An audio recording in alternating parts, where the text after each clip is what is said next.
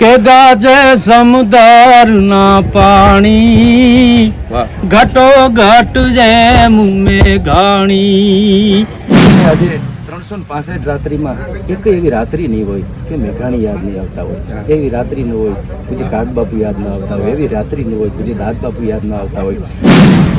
ધન્ય ભાગચા સોરઠ ધરતી, ઐતિહાસિક ધરતી, શૌર્યવંતી ધરતી। સરહદ ઉપરની સૈનિકની જવાબદારી છે ને, એટલી જ લોક સંસ્કૃતિની આ બધા વિરલાઓની જવાબદારી છે। અને હું તો એક દૈહિક વારસદાર છું, પણ દાદાજી નિધન પામ્યા એને 8 દાયકા થઈ ગયા, છતાં પણ એ લોક હૃદય અને લોક હૈયામાં વસે છે, એનો આનંદ છે। ધરતીની જ વાતો નેક ટેકની ધર્મની આઈ પાણે પાણે વાત, સંત સુરાના બેસણા ઈ અમ ધરતીની અમીરાત। સાહેબ ઝવેરચંદ મેઘાણીના નામ ઉપર જ્યારે માનસ મેઘાણી જ્યારે પૂજ્ય વિશ્વવંદનીય મોરારી બાપુ જ્યારે કથાથી રસપાન કરાવતા હોય અને લોક સાહિત્યના આપ જેવા કલાકારોએ પણ જીવંત રાખ્યો છે। મેઘાણીની વાતો હરેક કાર્યક્રમમાં રજૂ થતી હોય, એમની સૌરાષ્ટ્રની રસધારાની વાત હોય અથવા કોઈ પણ લોક સાહિત્યની વાત હોય, લોક ડાયરામાં રજૂ થતી હોય, એટલે એ પરંપરાને એ વારસાને આપ પણ જીવંત રાખતા હોય। અને જ્યારે બગસરામાં આવું આયોજન થતું હોય ત્યારે કેવો આનંદ છે, કેવી અનુભૂતિ છે?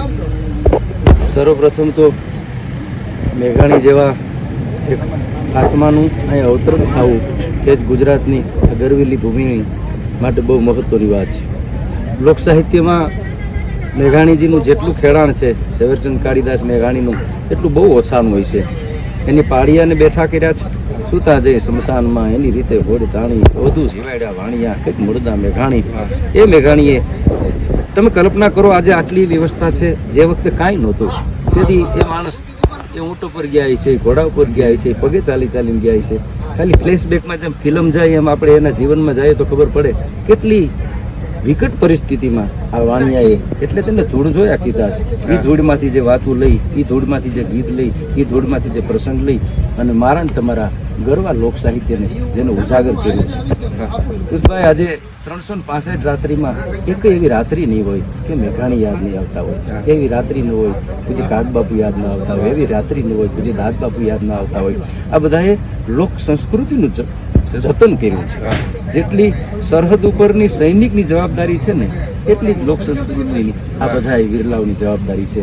એટલે આમાંય પરમ પૂજ્ય પ્રાતસ્મરણીય મોરારી બાપુ એમના મુખેથી જ્યારે માનસ મેઘાણી જે ગુણગાન ગવાય છે, ત્યારે એક લોક સાહિત્યકાર તરીકે અતિ આનંદ થાય છે। આ આનંદની ક્ષણો છે બધા માટે। આના સાક્ષી બન્યા છે એ પણ ભગવતીની અને પ્રભુ રામની મોટી કૃપા છે। બગસરાને આંગણે માનસ મેઘાણી કથાનું જ્યારે રસપાન અત્યારે ગુજરાતની ભારતભરમાં જ્યારે થતું હોય, વિશ્વવંદનીય મોરારી બાપુના મુખેથી જ્યારે રામકથા થતી હોય, ત્યારે રાષ્ટ્રીય શાયર મેઘાણીજીના પુત્ર પિનાકીભાઈ મેઘાણી આપણી સાથે ઉપસ્થિત છે। ત્યારે સીધી વાત એમની સાથે કરીએ। આજે જ્યારે બગસરાને આંગણે આવી કથા થતી હોય અને એમના પરિવાર, એમના પુત્ર તરીકે તમને આનંદ વિશેષ હોય, ગર્વ હોય, અને આવું કથાનું જ્યારે બાપુને જ્યારે વિચાર આવે અને અહીં કથા થાય અને માનો મેરામણ ઉપટે, ત્યારે કેવી અનુભૂતિ થાય, કેવો આનંદ છે? મહાત્મા ગાંધીએ જેમને રાષ્ટ્રીય શાયરના ગૌરવપૂર્ણ બિરુદથી નવાજેલા એવા સાહિત્યકાર, લોક સાહિત્યના સંશોધક, પત્રકાર અને સ્વાતંત્ર્ય સેનાની ઝવેરચંદ મેઘાણીના વડવાઓનું વતન એ અમરેલી જિલ્લાનું બગસરા। વિશ્વવંદનીય પૂજ્ય મોરારી બાપુના શ્રીમુખે ઝવેરચંદ મેઘાણીની પુણ્ય સ્મૃતિમાં બગસરા ખાતે માનસ મેઘાણી રામકથાનું આયોજન થઈ રહ્યું છે। તેથી સમગ્ર વિશ્વમાં વસતા ગુજરાતીઓ સવિશેષ ગૌરવ અને આનંદની લાગણી અનુભવે છે। અને હું તો એક દૈહિક વારસદાર છું, પણ દાદાજી નિધન પામ્યા એને 8 દાયકા થઈ ગયા, છતાં પણ એ લોક હૃદય અને લોક હૈયામાં વસે છે, એનો આનંદ છે।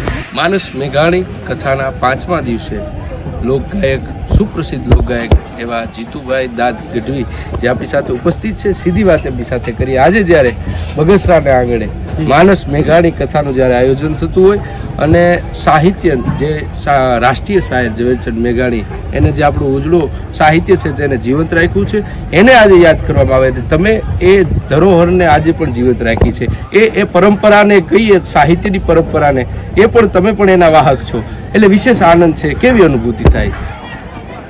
આજે બગસરાની ધરતી પર પરમ પૂજ્ય પરમ વંદનીય પૂજ્ય મોરારી બાપુના સ્વમુખે માનસ મેઘાણી એવા વિષયથી રામકથાનું જ્યારે રૂડું આયોજન હોય અને મેઘાણીજીની આ ભૂમિ છે, જેણે ગામડે ગામડે જઈ અને આપણા લોક સાહિત્યને, આપણી લોક સંસ્કૃતિને, આપણી લોક સંસ્કૃતિની ધરોહરને જીવંત રાખવા માટે જીવન ખર્ચી નાખ્યું. અનેક ગ્રંથો આપ્યા. સૌરાષ્ટ્રની રસધાર સૌરાષ્ટ્રના ગામડે ગામડે ઘરે ઘરે આજે આપણને બધાને પ્રાપ્ત. આપણી ધરતીની જ વાતો, નેક ટેકની ધર્મની અહીં પાણે પાણે વાત, સંત સુરાના બેસણા ઈ અમ ધરતીની અમીરાત. આપણી અમીરાતની ખમીરાતની જે વાતો છે એને મેઘાણીજીએ સંપાદિત કરી અને આપણને બધાને આપી. એ મેઘાણીને સૌરાષ્ટ્ર કાયમ માટે યાદ કરે છે. પણ આ 9 દિવસમાં પૂજ્ય બાપુના મુખે જ્યારે માનસ મેઘાણી ગવાય છે ત્યારે આખું સૌરાષ્ટ્ર, આખું ગુજરાત મેઘાણીમય બન્યું છે. અને એ ધરોહરમાં, એ ધરોહરને જીવંત રાખવામાં કેટલાય નામોની યાદી થઈ શકે.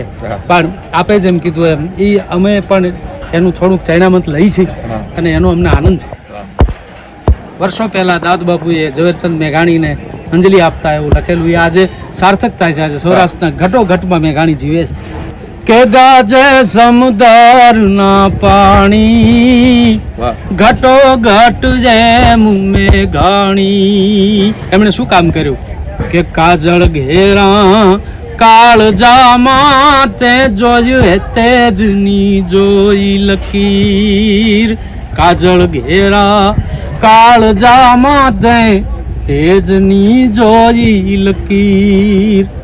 એ જુલમી માનવતાના જડે દીઠા હીર સમુદ્રમાં, એ વીરડા દાળ્યા અને અન્ના લોઢું છાળ્યા.